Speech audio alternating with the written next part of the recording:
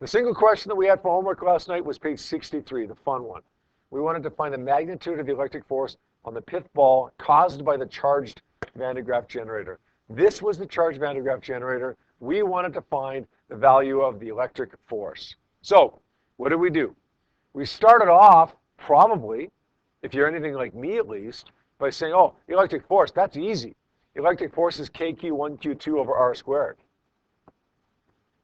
All I need to do is plug in the value of R and K and Q1 and Q, and I don't have any other charges.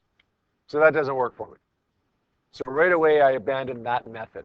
Okay, the method that I honestly, when I saw this for the first time, thought that I was going to use. So then I thought, well, what other equation do I have that has electric force in it? I thought, well, I think the only other one I have, at least off the top of my head, is the electric field experiencer equation. E is equal to F over Q. The field produced by the Van de Graaff generator would be the field experienced by the pith ball. All I have to do is divide the force, multiply the charge by the electric field strength, and that'll give me the force that's experienced by the pith ball. But I don't know what E is, the electric field. And then I thought, is there a way for me to find the electric field? What about this? E is equal to KQ over R squared, but I don't know the charge of the producer, of the Van de Graaff generator. So at that point, I was, when I saw it the first time, at a little bit of a loss. That happens from time to time, and that's okay. Don't panic when you're at a little bit of a loss. It happens to all of us, including me, from time to time. What you need to do when you run into a situation like that is just keep trying things, like I was there. Those didn't work, so what did I do? I tried something else. And eventually I hit on something. Not because I knew in advance this is what I was going to do to be successful, but because I was just trying something and it happened to work. So the next thing I tried was drawing a free body diagram. I do all the forces acting on it. I do the force, the electric force, pulling it to the left, and I do the gravitational force, pulling it downwards. And I drew the force of the string, pulling it up at an angle, right? Make sense? This is where, for me, 10 years ago or whatever it was that I saw this question for the first time, 12 years ago, this is where kind of the light bulb went on. And that doesn't mean it's going to go on in the same place for you. Maybe it goes on before it did for me, or maybe it goes on after. That doesn't matter. Okay, just keep trying things until that light bulb does go on. But this is where it went on for me. I recognize that if the pith ball is at rest, there has to be zero net force. That means the forces all have to balance each other. Well, if there's a force to the left, there has to be a force to the right in order to balance it. The force to the right would simply be the x component of the string. Right? The string pulls up and to the right or the x component of that force of the string would balance the electric force. And the y component of that string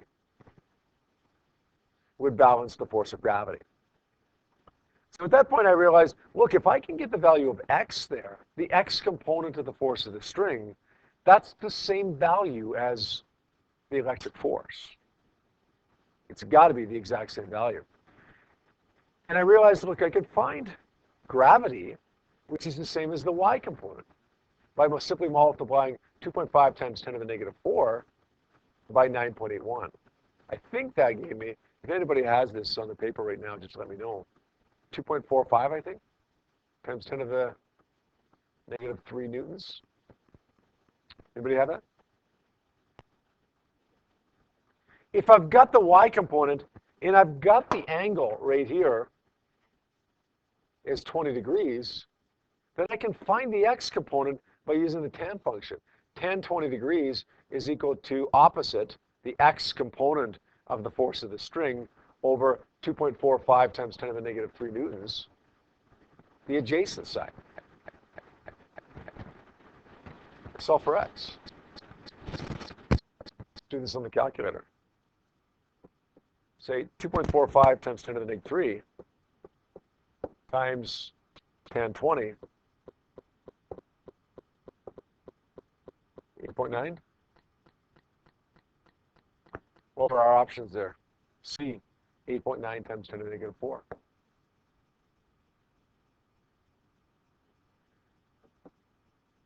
So I'm kind of torn, to be honest, when I see a question like this.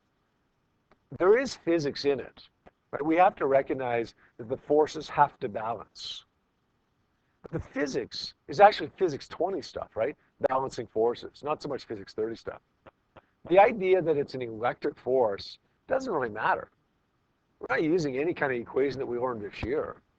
We're recognizing that the x component balances the electric force, and the y component balances gravity. In other words, F net is equal to 0. Newton's first law that we did way back in beginning of October of last year in Physics 20. The rest of it is math, trigonometry, and such. So I'm kind of torn when I see it. I like the question that it's a challenge question. I like challenge questions. But I don't like the question that there's not actually that much physics involved in it. It's more math than physics. And even the physics that is involved isn't really physics 30 stuff. But having said that, it's a question that was on an exam. We've seen it 4 or 5 times since. Something like that at least, 4 or 5 times since that question was on the exam. Does that make sense to people? Another question that could have been asked here that wasn't is, what's the force of the string? What's the force of the string? How hard does the string have to pull here? Anybody have an idea as to how I might find that?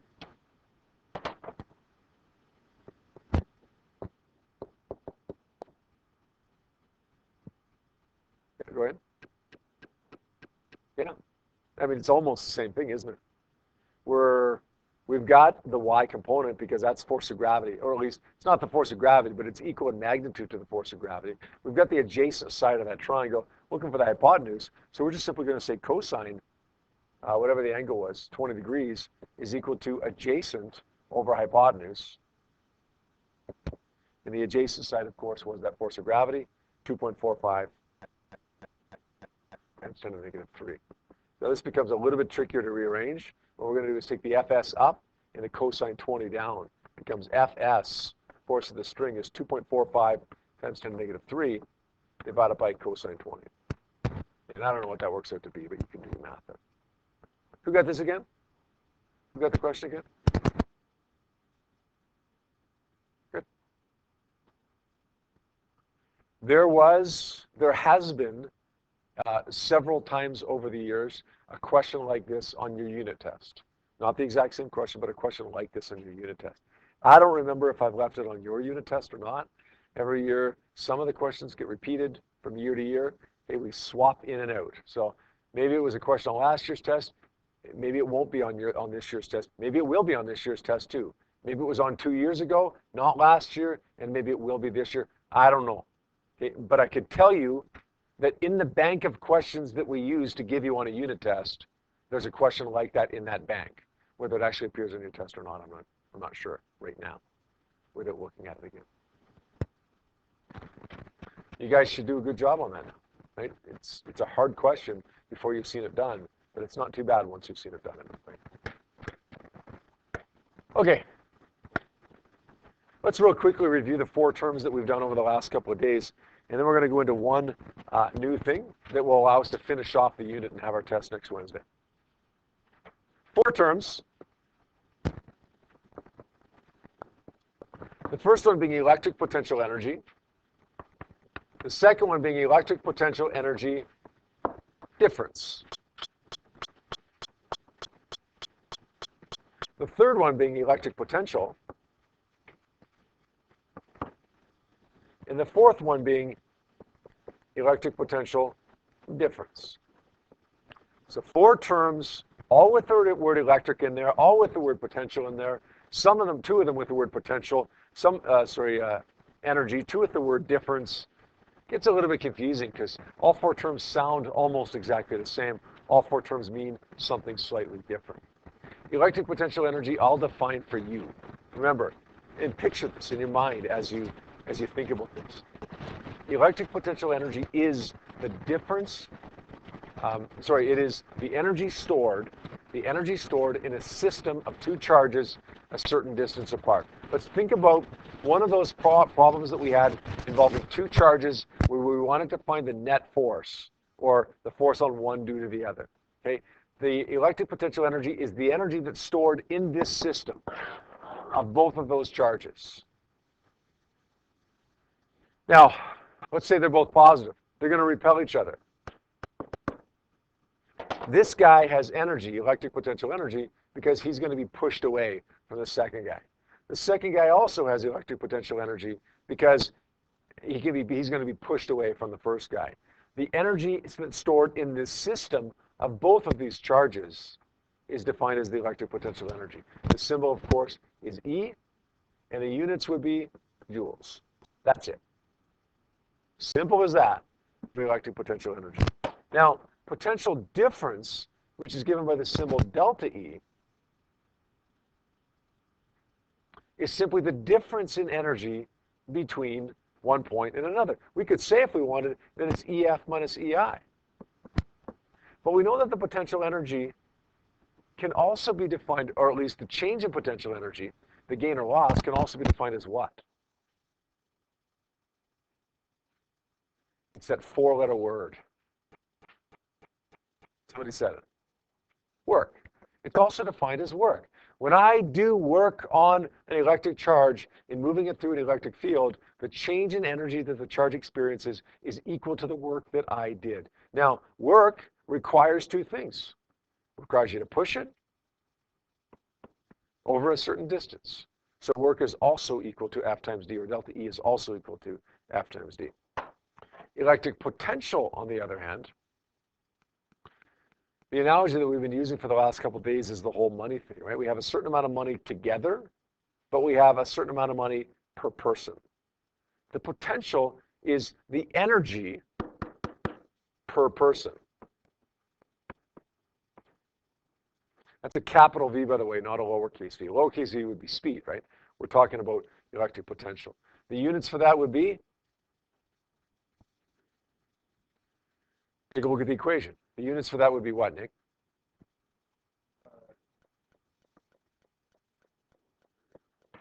Joules per coulomb. Good.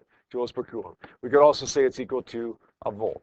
Now, electric potential difference, not potential energy difference, potential difference is delta V, and it's VF minus VI because everything that's delta is final minus initial. But it's also equal to, well, if V is E over Q, then delta V would be delta E over Q. The units, of course, would be joules per coulomb or volts. If you remember these definitions and know what units go with each one, and you pay attention to know what you're being asked for, potential or potential difference, potential energy or potential. If you understand all that stuff and you pay attention to know what you're being asked for, then you should be good with this. All right, we're ready to start the last topic of this unit. To do it, I'm going to draw a couple of different pictures that look that look like they have nothing to do with one another. But we're going to draw some parallels, just like we have in other parts of this unit when we've been talking about electric fields and gravity fields, electric forces and gravity forces. Here's a hill with a toy car at the top of that hill, just ready to go down, at rest, with a height of 10 meters. Here's two charged parallel plates. We'll make the top one positive, the bottom one negative. Let's put a little positive charge in that electric field. And let's give it an initial speed of 0. In other words, it's placed there, it's not moving. Let's make the potential difference between the plates 10 volts. Not the height, not the distance between the plates. I don't know what the distance is, I don't really care. Let's make the potential difference 10 volts. Now, if I gave you this first problem that you see on the left-hand side, if I gave this to you last year in Physics 20 and said, solve for the speed of the car when it reaches the bottom of the hill, what would you do?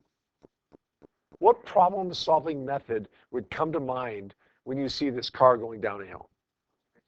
Conservation of energy. Good. Absolutely. That's the way to go with this. Absolutely. We're going to say for that EI is equal to EF. Some of you might say E1 is equal to E2. Some of you might say EA is equal to EB. That doesn't matter. Okay, the point is here, the initial energy at the top of the hill is equal to the final energy at the bottom of the hill. Okay, that's the point. However you write it, doesn't matter. Now, though, we've got to ask ourselves, what kind of energy do we have at the top of the hill? Look at the first diagram again. There's two kinds that we could have, kinetic and potential. Do we have kinetic energy at the top of the first hill? James? No? Why do you say that? Good. James says it doesn't have kinetic energy because it's not moving. He's absolutely right. Does it have potential energy at the top of the first hill? Sarah, does it have potential energy at the top of the first hill? Yes. Why?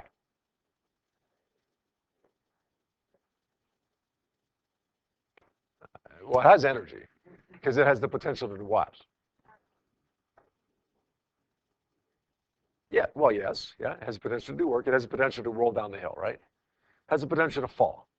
So it has potential energy. Let's say EI is equal to mgh. Okay, let's go to the final energy.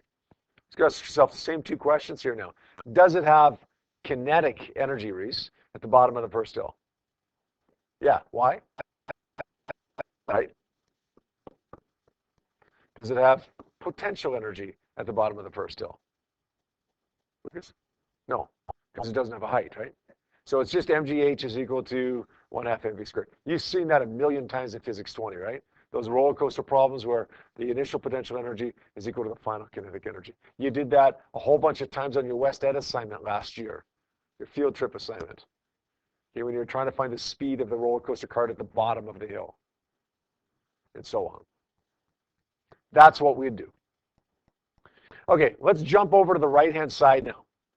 This problem where we've got two parallel plates charged, an electric field between the two that goes from positive to negative, and we've got a positive charge that's at 0 meters per second, but put in place right by the positive plate. What's going to happen to that positive charge, by the way? Is it going to go anywhere? Sorry. Ben, is that charge going to go anywhere when I put it right next to the positive plate? Where's it going to go? Toward the positive? Good. It's going to go away from the positive plate. Good. It's going to be repelled by the positive. It's going to be attracted toward the negative. So it's going to go this way, kind of like the car went down the hill, right? So the charge speeds up. It accelerates like the car accelerated when it went down the hill. Now, we're going to analyze this in the exact same way. We're going to say EI is equal to EF. What kind of energy did the car have at the top of the first hill before it began to speed up? Potential. What kind does the charge have before it begins to speed up, Alex? Potential. But this time the potential isn't mgh. It's not gravitational potential. It's electric potential. And if V is equal to E over Q, then E would be equal to Q times V. So my electric potential will be QV.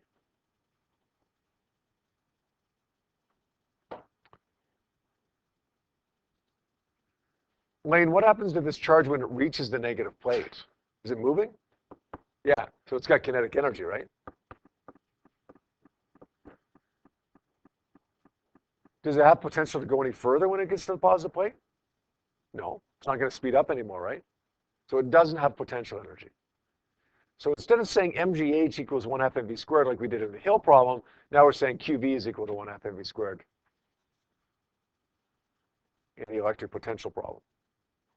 All right, let's change it a little bit. Let's make it a little bit harder. Not much. Let's give it an initial velocity. Instead of being at 0 meters per second when we start off, let's make it 10 meters per second. So it's moving. We place it down there, and as soon as I place it down there, it's moving at 10 meters per second. What do we got now? Do we have potential at the beginning, Aisha? Yes, because it's got a height, right? Aiden, do we have kinetic at the beginning? Yes, because it's moving, right? So we're going to tack on a 1/2 mv squared onto the beginning there. Right? Still a physics 20 problem.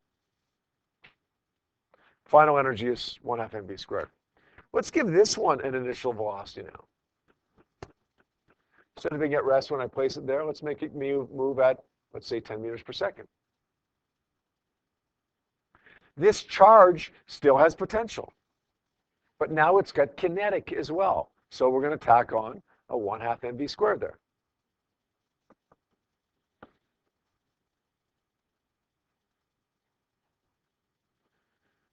What about this one?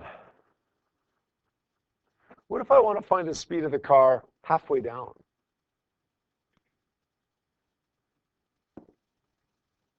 The initial energy is still the same. The final energy this time would be what?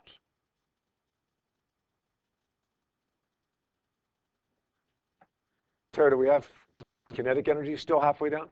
Yeah, less than we had if we were looking at the bottom, right? But we still have kinetic energy. It's still moving. Do we have potential energy halfway down? Yes, because it's got a height. We'll add mgh final to that. So in this situation, potential energy is converted to kinetic energy, but not entirely because we're only halfway down. What about the one on the right-hand side? Still kinetic and potential at the beginning. If I want to look at the speed of this charge halfway across, is it moving? Jake? Is it moving when it goes halfway across? Yep. Fraser, does it have any potential energy when it's halfway across? Yep. QV.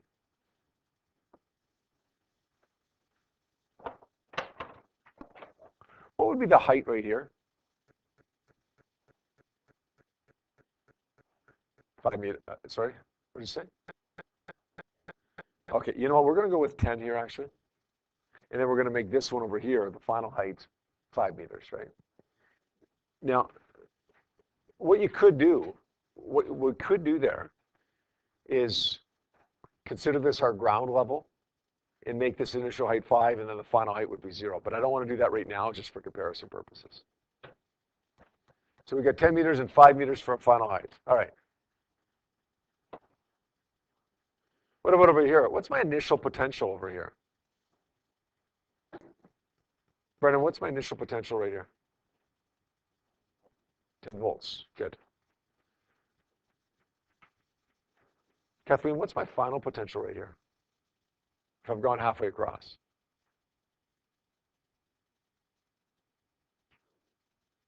Started with 10, gone halfway across. Right. What have you noticed about this problem over here, the second problem, as compared to the first problem? Aren't they pretty much identical? Pretty much. The only difference is that we're replacing mgh with qv. Here's what I want you to do. Every single time you see a problem involving a charged particle speeding up, I want you to picture a car going down a hill. And I want you to solve it like we did the left-hand problem in there, the physics 20 problem. I want you to solve it that way. But wherever you put in mgh, I want you to scratch that out and replace it with qv.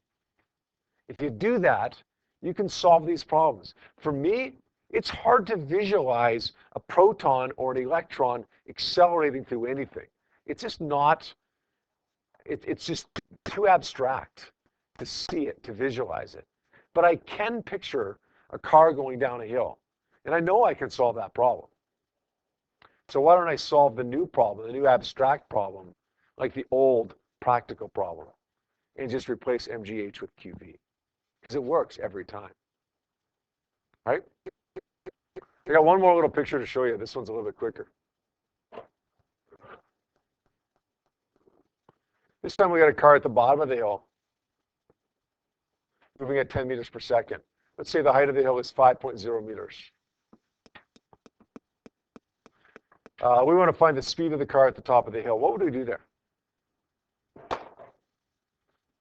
EI equals EF, of course. What kind of energy does it have at the bottom? No, just kinetic. Doesn't have any potential to fall, right? So it has just kinetic energy, 1/2 mvi squared. What kind does it have at the top when it reaches the top there?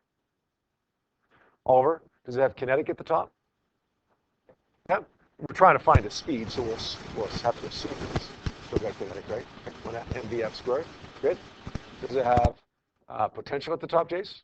Yeah, because it's got a height, right? So in the last bit of problem, we were having potential converted to kinetic. Here it's kinetic converted to potential. Let's make this top plate positive again and the bottom plate negative again. This time, let's put a negative charge in here with an initial speed of, I don't know, let's say it's 1,000 meters per second with a potential difference of 10 volts. What's going to happen to this charge that's moving at 1,000 meters per second? Moving downwards, right? Is it going to speed up or slow down?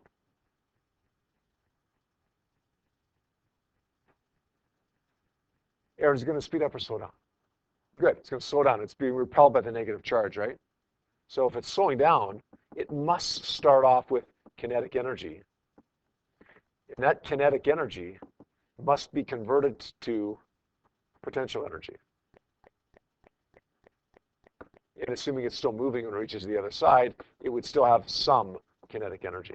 So again, it's the same thing, except that we're replacing mgh with qvf. If a charged particle is speeding up, then I want you to think car going down a hill. If a charged particle is slowing down, then I want you to think car going up a hill. Picture it.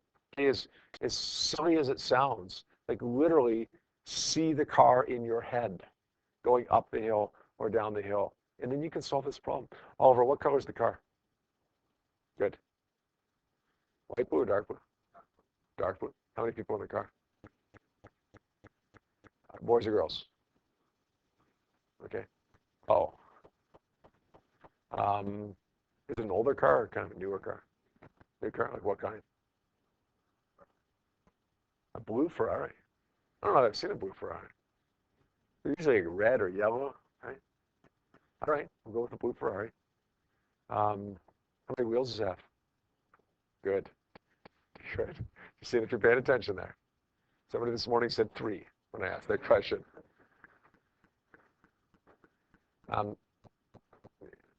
It seems silly, right? But we're not going to picture it in that kind of detail, right? But we do want to picture the car going up the hill and down the hill, and then think of mgh, 1/2 mv squared, and then just swap out qv every time we see mgh. All right. There's a couple pages of notes here, but I'll tell you what. If you've written down what I've written down already and you've added your own little things to it, I'm going to let you use your judgment as to whether you copy this down or not, because it says the exact same thing as what we've just been talking about. You don't need to have a redundant set of notes. Okay, if you're comfortable with what you have written down right now, good enough.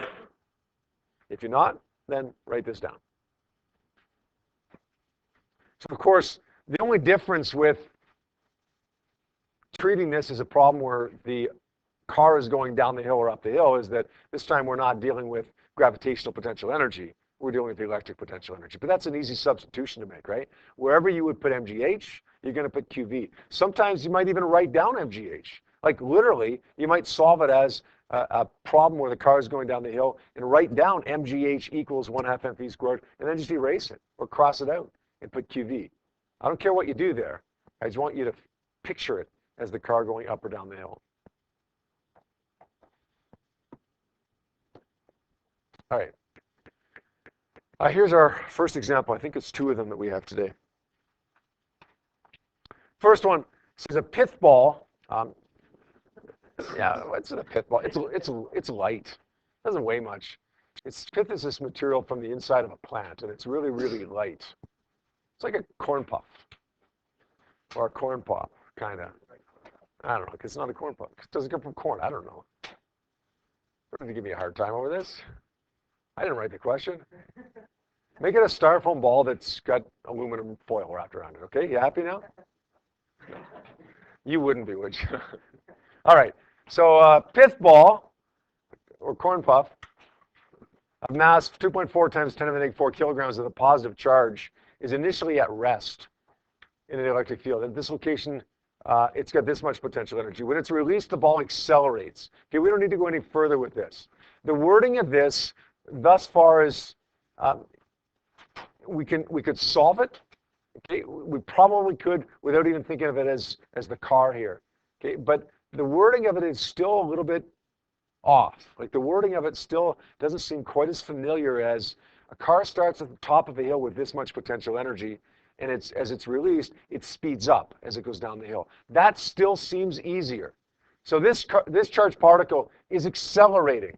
That means it's like the car going down the hill. So we're going to set that up as an EI equals EF problem. It starts, hey, listen, if this is a car going down the hill, it starts with MGH, right? Starts at rest, so no kinetic energy, just potential energy. You don't need to write that MGH down if you don't want to. Okay, if you want to do it exactly the way that I'm showing you, go ahead, and we'll deal with crossing it off later. In position B, the ball has this much potential energy, and we want to find the speed of it. So this would be like the top of the hill. This would be like the bottom of the hill. We're partway down the hill.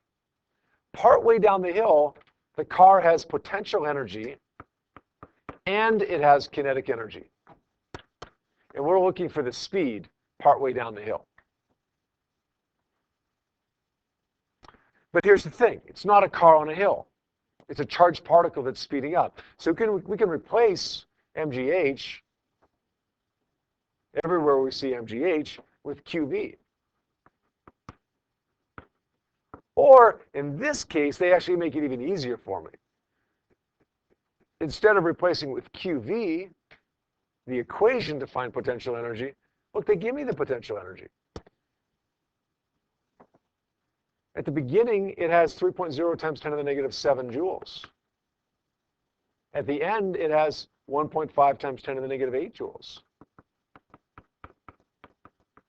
So if I didn't have those values, I'd find them using QV. But I've got them. Save yourself the bother.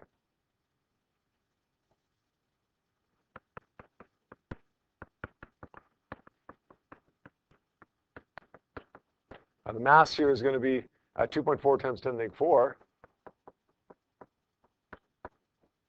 And then we solve for VF there. So let's do this on a calculator here and make sure we can rearrange it correctly. So we got 3 times 10 to the minus 7.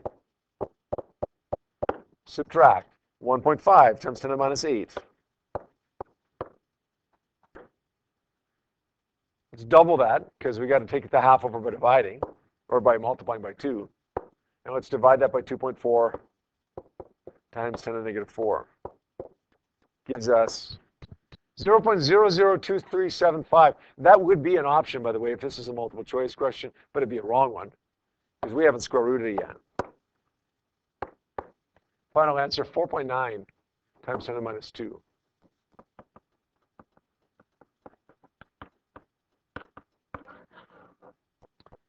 If you can solve the problem with the car going down the hill, given the initial and final potential energy, then you can solve the problem with the charged particle going from one place to another in an electric field. Yep. What are the units? Meters per second.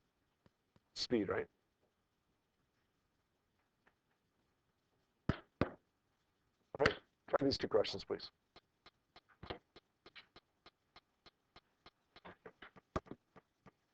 Take a quick look at number 1 here. Negative charge at rest, okay, with this much potential energy, it's released, it accelerates. So it's a conservation of energy problem. It's like a car going down a hill. It starts off with potential energy. MGH? No, it's not really MGH, it's QV. But we don't even need to write that down because we know its initial potential energy. It's 3.2 times 10 to the minus 12. What kind of energy does it have at the end? The final energy? Kinetic energy. That's 1 half mv squared, right? But since I'm just looking for the final kinetic energy, why don't I just write in EKF? So the initial energy is equal to the final energy. If we start off with this much potential, then we end up with that much kinetic. We didn't even really need to show work for that question, right? If you recognized that energy is conserved, the final kinetic must be equal to the initial potential. Take a look at number 2 quick here. This one is accelerating as well. So again, it's EI is equal to EF. It starts off with potential energy. It accelerates from rest. Starts off with potential energy. MGH, right? Well, we're going to replace MGH with QVI. Kind of is that at the end, when it gets to the bottom of the hill, the car is moving, so it has kinetic energy. But since I'm just trying to find the potential energy that it lost, let's just make the initial energy EP instead of QP. Swap it from MGH to QV to EP. Solve for the final kinetic energy and ends up equaling the initial potential energy ends up equaling the final kinetic energy.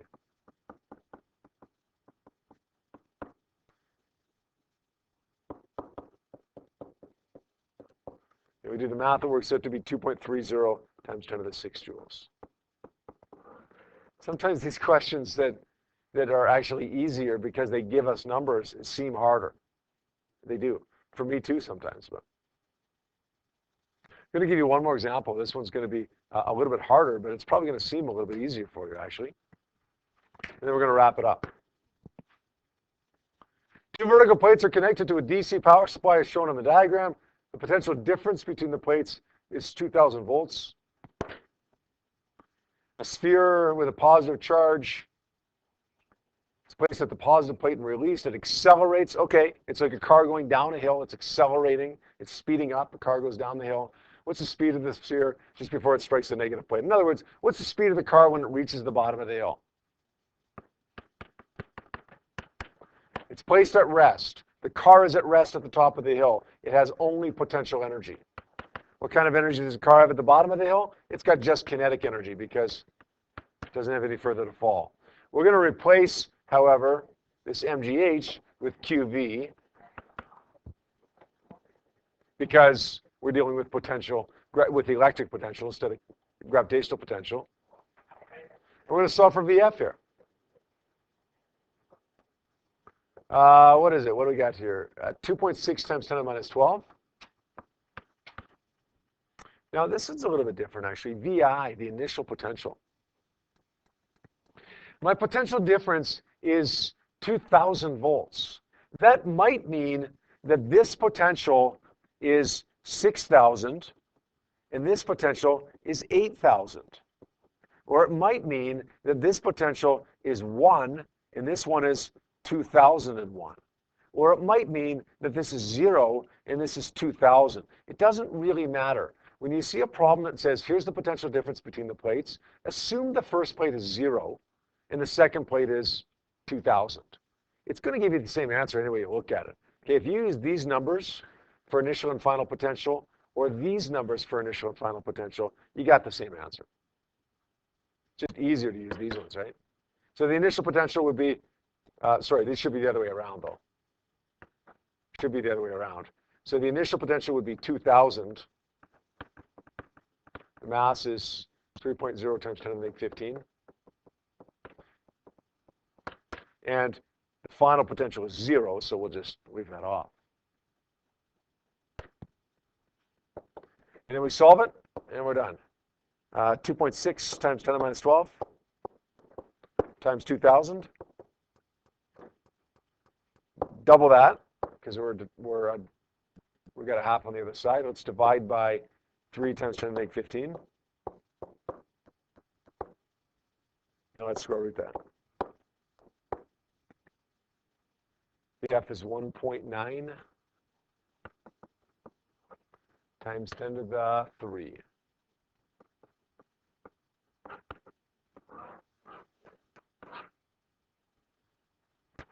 Easier or harder than the last two questions we did? I don't know. It should be harder because you got extra numbers in here, but for most people, it actually seems a little bit easier when we have to plug those in. Okay, here's your homework for tonight. You got the practice problems that appear on page 572. You got quite a bit of time here now. You should be able to probably finish those. Homework for Monday, which is 2 days. No, you guys voted for Tuesday, didn't you? Did you guys vote for Tuesday or Wednesday? Wednesday, that's right. Which is 2 days before your test. It'll be the next worksheet. I believe it's worksheet number 9, but you'll see what it is when you look at it. Okay. That's not for tomorrow. It's for Monday. But if you finish these up early, you might want to get a head start on the homework for Monday as well.